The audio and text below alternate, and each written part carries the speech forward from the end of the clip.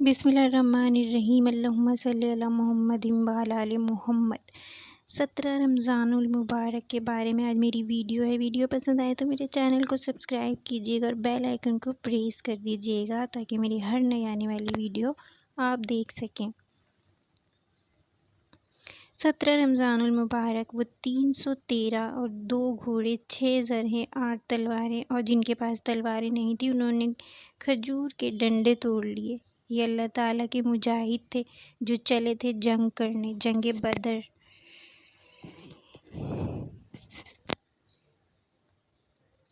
ان کے حوصلوں کو دیکھ کر، ان کے جذبوں کو، جنون کو دیکھ کر حضور صلی اللہ علیہ وسلم نے کہا، مالک اس دھرتی پر جن تیرے نام لینے والے یہ لوگ ہیں، یہ چند لوگ ہیں۔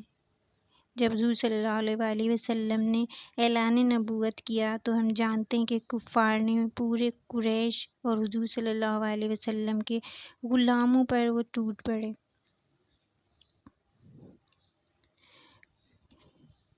اور اس طرح ان کی مخالفتیں کی، انہیں اذیتیں دیں کہ ہم سب جانتے ہیں کہ کیا کچھ نہیں کیا، اور میرے رسول صلی اللہ علیہ وسلم نے ساری تکلیفیں سہیں۔ صحابہ نے عرض کی، حضور ان کے لیے بد دعا بول دیں۔ فرمایا، میں رحمت بن کر آیا ہوں۔ فرمایا، اے اللہ میری قوم کو ہدایت دے۔ 313 افراد پر مشتمل یہ قافلہ جب مدینے سے نکلا تو عجیب حالت تھی۔ 2 گھوڑے، 2 زرہیں، 8 شمشیریں اور یہ لوگ پلٹنے آئے تھے دنیا بھر کی تقدیریں۔ مسلمان جب یہ نکلے مسلمان تو ان کی 8 تلواریں تھیں، وہ بھی سلامت نہیں تھیں۔ کسی کا دستہ ٹوٹا ہوا تھا، کسی کی نوک نہیں تھی، اور 2 گھوڑے اور 70 اونٹ تھے اور 6 زرہیں تھیں جن کے پاس تلواریں نہیں تھیں، انہوں نے کھجور کے ڈنڈے توڑ لیے تھے۔ کیسا منظر، کیسا ماحول تھا! یہ لشکر ساری دنیا سے انوکھا تھا، نرالا تھا۔ دنیا کی اس وقت کی بڑی طاقت سے ٹکرانے والوں کے لیے جذبوں کی فراوانی سے جب مدینے سے باہر نکلے تو یہودی اپنی دکانوں پر بیٹھے ہوئے تھے اور بولے کہ نہ تمہارے پاس خنجر ہے نہ بھالے ہیں، کس آسرے پر جا رہے ہو؟ کہا، ہمارا تو آسرا حضور کی ذات ہے، ہم تو حضور کے سہارے جا رہے ہیں۔ بنا کے اپنے سینوں کی سقر آیات قرآن کو بظاہر چند تنکے روکنے نکلے تھے طوفاں کو۔ حضور نے 3 اشخاص کے لیے 3 اونٹ مقرر کیے اور اپنے ساتھ حضرت علی رضی اللہ تعالیٰ عنہ اور حضرت ابو لبادہ اور حضور صلی اللہ علیہ وسلم خود ساتھ میں تھے اور کھجور چوس کر روزہ رکھتے اور کھجور چوس کر افطار کرتے۔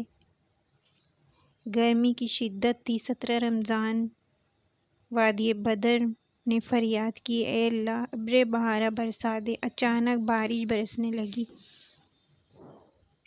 یہ اللہ کی پہلی مدد تھی جو مسلمانوں کو پہنچی۔ حضرت ابو بکر رضی اللہ تعالیٰ عنہ فرماتے ہیں کہ ساری رات حضور صلی اللہ علیہ وسلم نے اللہ کی بارگاہ میں دعا کی اور دعا کرتے رہے اور فرماتے رہے، یا حیو یا قیوم۔ ساری رات گزر گئی۔ صبح حضور صلی اللہ علیہ وسلم نے لوگوں کو کہا کہ صفیں سیدھی کرو۔ پھر صحابہ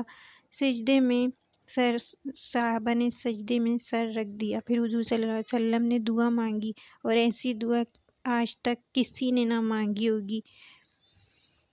حضور یا حیو یا قیوم کا وظیفہ پڑھ رہے تھے اور اللہ کی مدد آ گئی۔ جبریل امین علیہ السلام تشریف لے آئے اور پھر ڈٹ کر دشمنوں کا مقابلہ۔ حضرت ابو عبیدہ رضی اللہ تعالیٰ عنہ شہید ہو گئے، حضرت حارثہ رضی اللہ تعالیٰ عنہ بھی شہید ہو گئے۔ پھر یہ لڑائی جاری رہی۔ حضرت علی مرتضیٰ رضی اللہ تعالیٰ عنہ سے روایت ہے کہ جب سب نے اکبار کی حملہ کیا تو ہم نے دیکھا کہ حضور صلی اللہ علیہ وسلم بھی اٹھ کر آ گئے مسلح سے اور فضا میں نعرہ تکبیر کے نعرے لگنے لگے۔ وادی تھرا اٹھی، امت کے ضعیفوں کی مدد کو آ گیا ہادی۔ کافروں پر سب سے آگے آپ حملہ کر رہے تھے، کافر کٹ کٹ کر گر رہے تھے، 70 کافروں مارے گئے، 70 کو گرفتار کیا گیا، باقی دم دبا کر بھاگ گئے۔ نعرہ تکبیر سے یہ وادی گونج اٹھی اور جبریل امین بھی اس لڑائی میں شامل تھے کہ اللہ تعالیٰ نے اسلام کو کامیابی عطا فرمائی اور اللہ کے محبوب صلی اللہ علیہ وآلہ وسلم نے اللہ کا شکر ادا کیا۔